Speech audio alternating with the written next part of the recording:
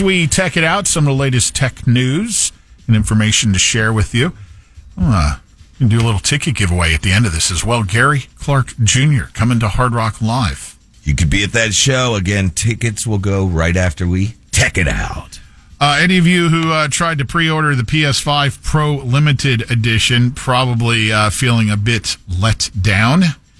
The very cool limited 30th anniversary PS5 Pro retro-style consoles. Yeah, most people weren't able to place a pre-order, mainly because the limited edition may have been, well, too limited.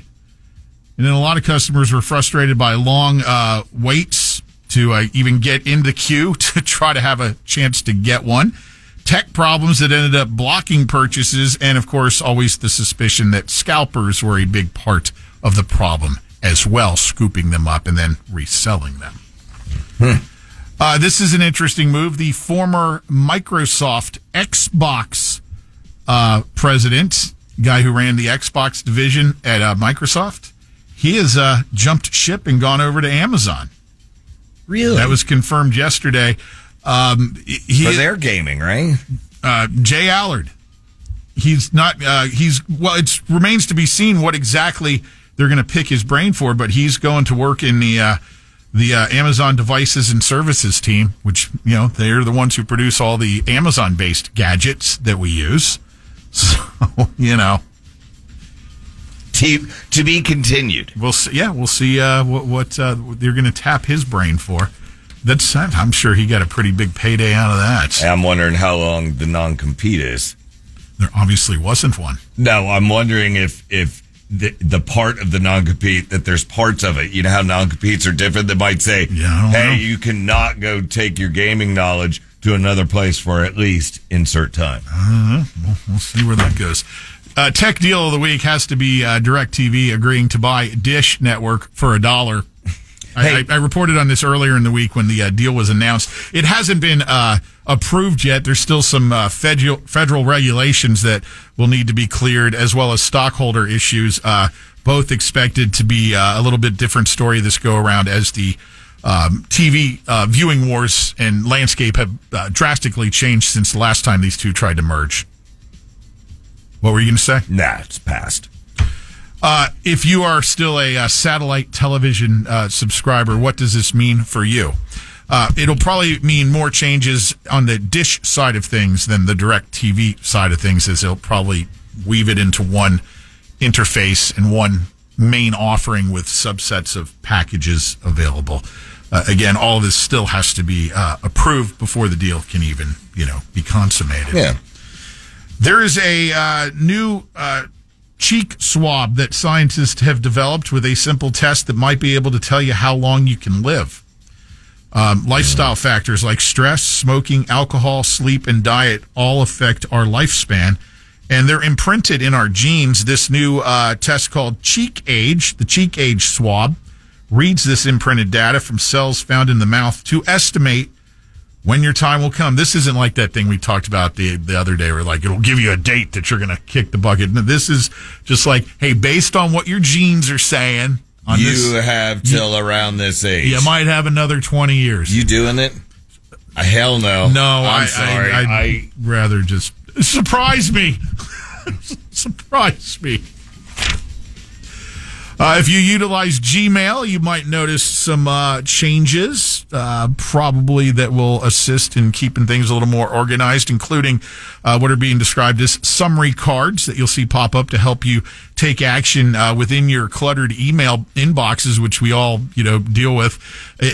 These summary cards will be dividing stuff into stuff like tracking packages, checking on flights, category type stuff. So if you see that new offering, that's what that is with the latest Gmail. It makes sense. Similar to like your credit card will do dining, entertainment. Right. Exactly. Same will go with your email inbox if you have Gmail. So they did some research to find out the least intrusive social media platforms. Which ones are the least nosy as far as storing your personal data, utilizing your personal data, selling your personal data, all of the above. Which one?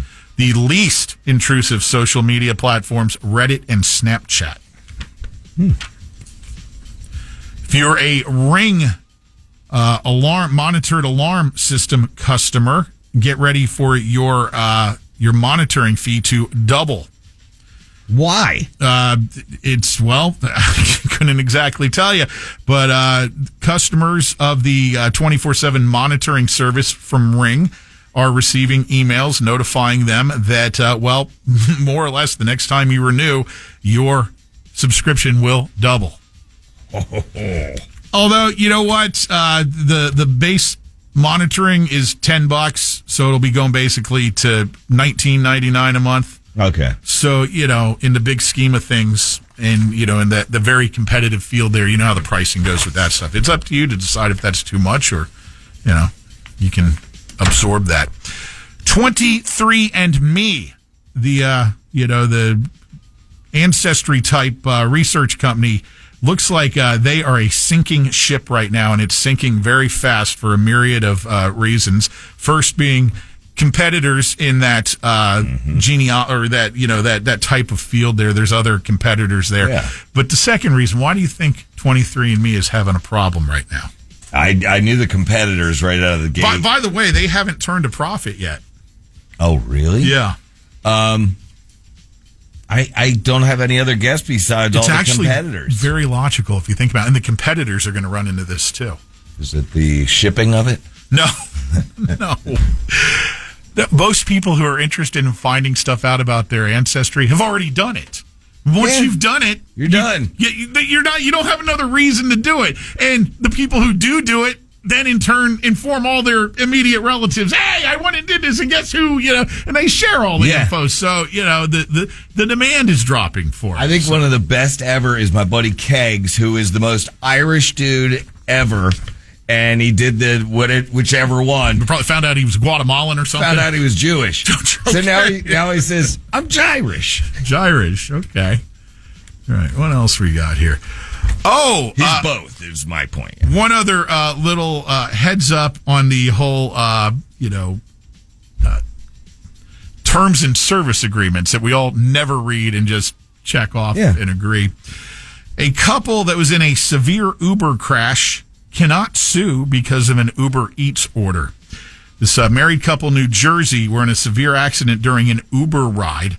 A judge ruled that they can't sue the company because they and their daughter agreed to arbitration when they accepted the terms of service for a separate, non-related Uber Eats order.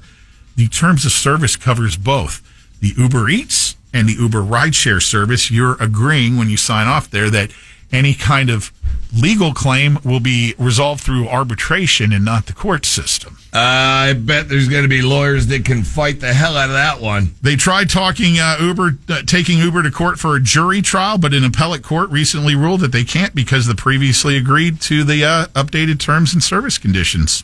So, I'm sure that they can probably appeal that. But at one point, how much money do you have to go up against a company like that who has, stacks of lawyers? And so do I now, since I like to use Uber and Lyft, do I now stop doing Uber Eats?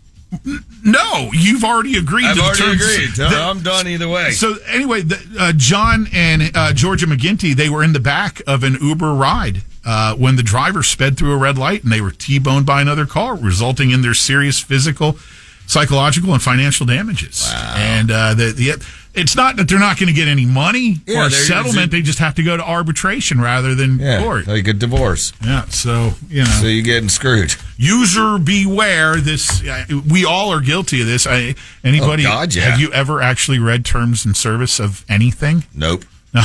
After you did a story one time saying this company snuck it in, where if you did one little thing after reading the terms, you'd win $150. I read them for about a day after that, and then went back to not a chance. To talk about, I'm going to take a nap now. I might. No. How about you clear off the phone lines there and be the giver of some Gary Clark Jr. tickets, Taco Bob? 407-916-1011 is the number that you want to call. Taco will grab a random line. If it's you'll be going to that show at Hard Rock Live. 407-916-1011. Lynch and Taco.